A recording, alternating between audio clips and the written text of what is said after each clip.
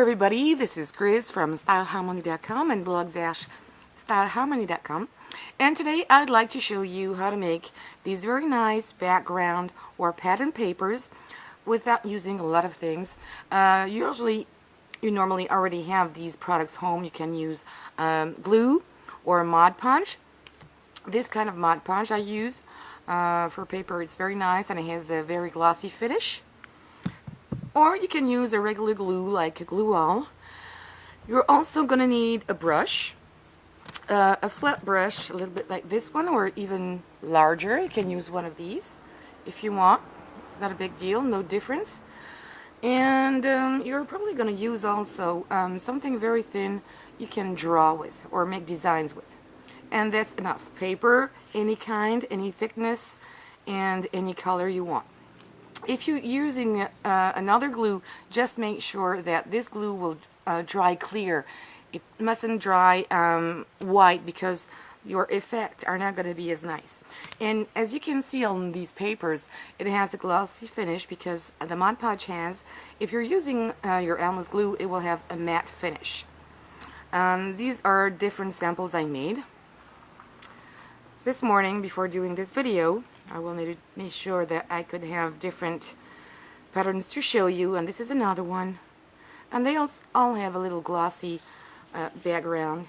And this is another one using something else. I haven't been using a brush to do this, but I use a sponge, any kind of sponge you have, something that is flexible and you can give different shapes just by dabbing it on your paper. Okay, let's start doing one. So I'm going to take my Mod Podge and I'm going to take a piece of paper. I've got one here, and I'm just going to layer on the whole piece of paper some glue. Make sure you put glue everywhere, and you probably need one or two coats, but you don't need to wait between these two coats, just because the first one is going to be going deep into the paper, so you'll be needing another one. Okay, once you've done this everywhere, you can use also a foam brush if you want. I'm not really used to using these, so I use a regular brush. And once it's done, you just need, if you want to make this kind of pattern, for example, you just need to go back and put another layer on it, a thicker one, not too thick, just a little bit, and just go like this. It makes strikes, and it's exactly what we want us to do. Don't try to make it perfect. We want these little lines to appear. See? And because you're not putting too much, oh, there's something underneath. Maybe one of my hair. I'm sorry. Yes, must be. Okay. Just come over. It's not a big problem. And you can make them deeper by putting more glue or more Mod Podge. And then just put it aside and let it dry. You can speed this up by using your heart glue gun if you want.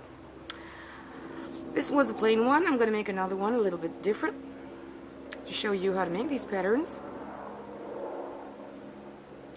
I'm going to glue this again.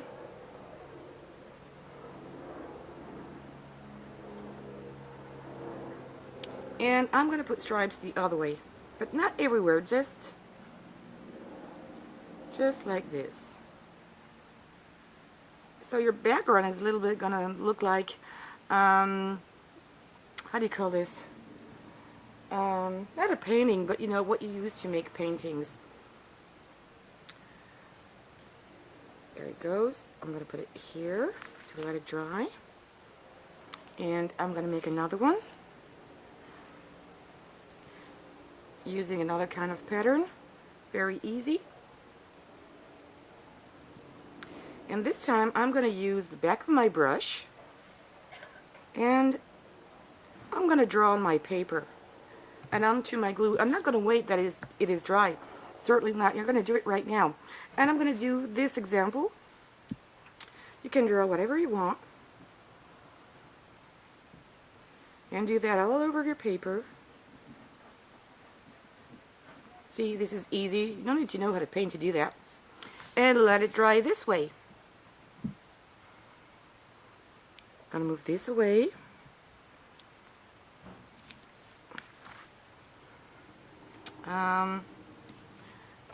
Do quickly another one.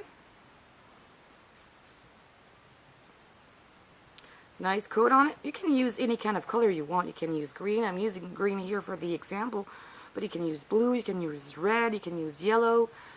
You can even use white if you want, because you're going to put a kind of patina. Ah, yes, I didn't tell you this. A kind of patina or any metallic paint you can put on to make this glossy, gold effect. If you don't have patina, don't go and buy for anything. Just use what you have. And here, I'm going to make waves.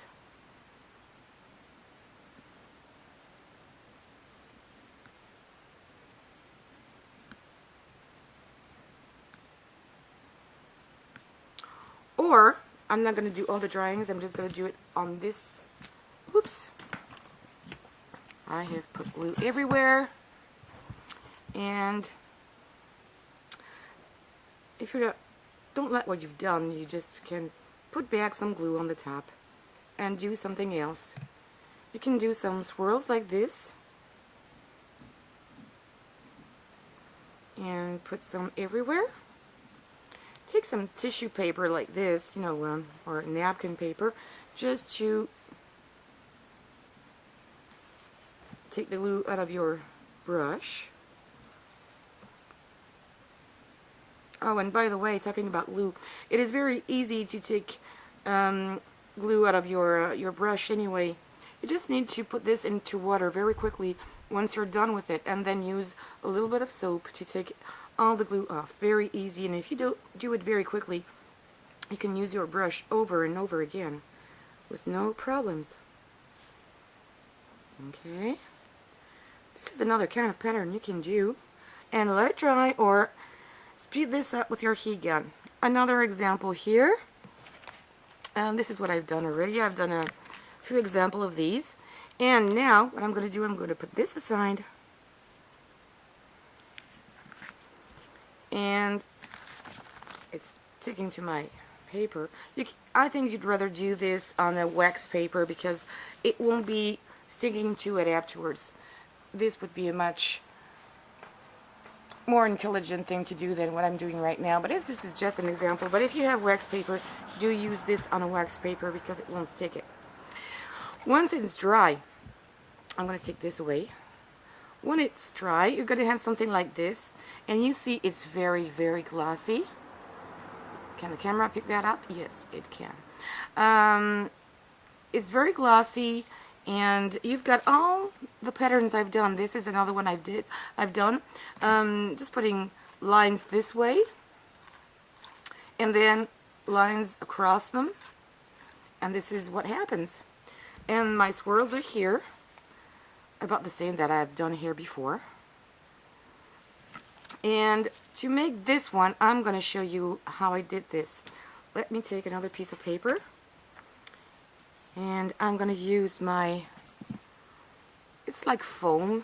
It can be foam, it can be anything. This is a makeup sponge, and you can use it this way, or you can fold it again and use the two signs, and you just need to dip it directly into your Mod Podge. Put it this way, and then you just go like this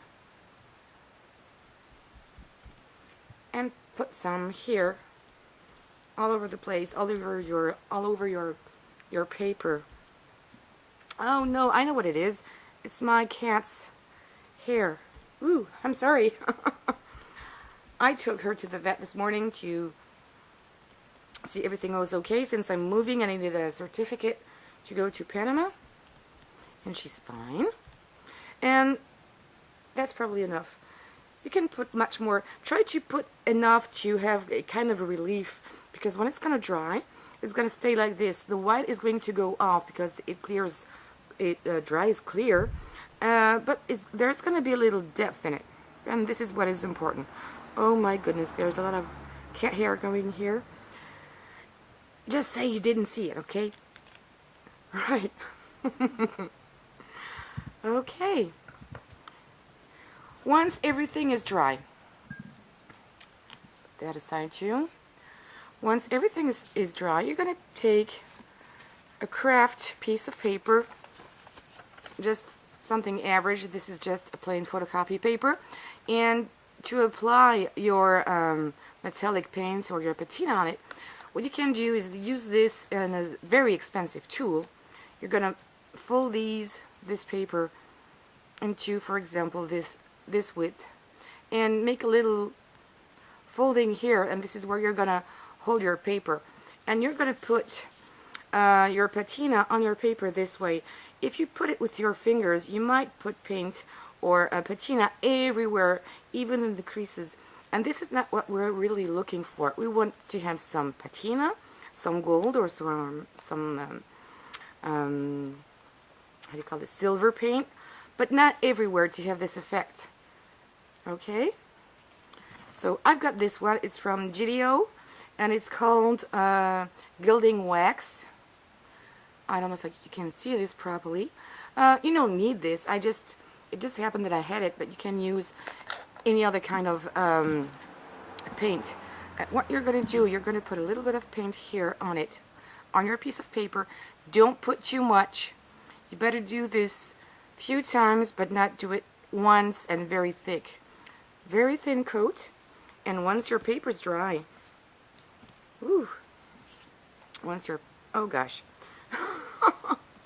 once your paper is dry, you just lightly go over your paper like this.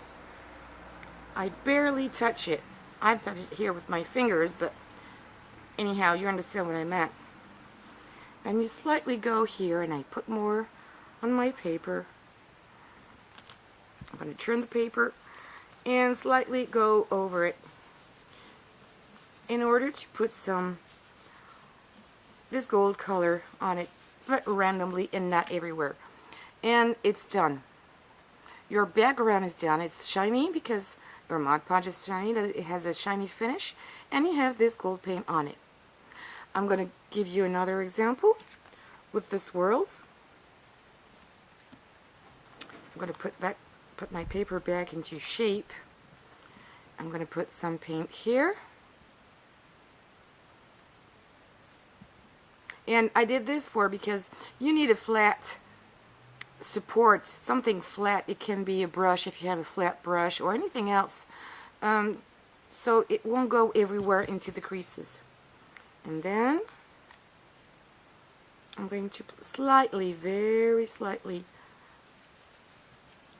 apply this on all my paper, and I can put more on the edges if I want, just like if you were using some ink pads. But this is a very different way to do things, and I like the goldish finish of it, and the very nice, and you can see and you can feel when you put your fingers on it. I'm not gonna put my fingers because the paint is not dry yet, but it gives you so one and only finish you can have, and you can't make twice exactly the same. And this is what is very interesting in this technique. You always have something a little bit different. What else do I have? Oh, another drawing here. I'm using gold because I like gold, but you can do it also in silver if you want. And if you want to try with paint, try not to make a very thick paint. Dilute it a little bit in water if you want before, in order not to put too much in the same time.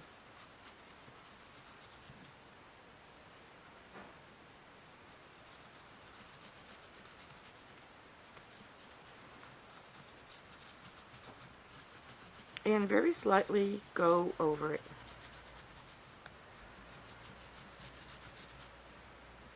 And this is another example. If you want to make your crease thicker, you just need to put more glue on it. And this will avoid touching these places. A bit like when you emboss, it's about the same process. And I have another pattern here. It's exactly the same one that I've done here, you know, with my brush, I went this way, vertically, and then the opposite way, horizontally. And this is what I have done here. And I'm going to put paint on my piece of paper with my finger. Well, and let's go.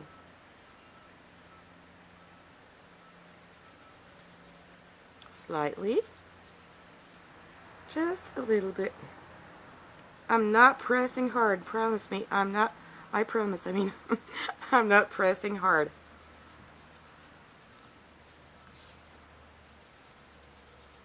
There you go. I guess now that I'm looking at it, I haven't been doing exactly the same. It's not horizontally, but only you know, it's not vertical, but it's on the side. I don't know how you say that. And this is exactly the same process, but doing only on one way.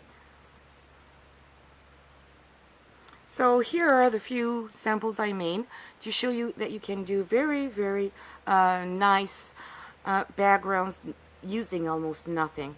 Just glue or Mod Podge, paint, or a patina, whatever you have, and slightly cover it.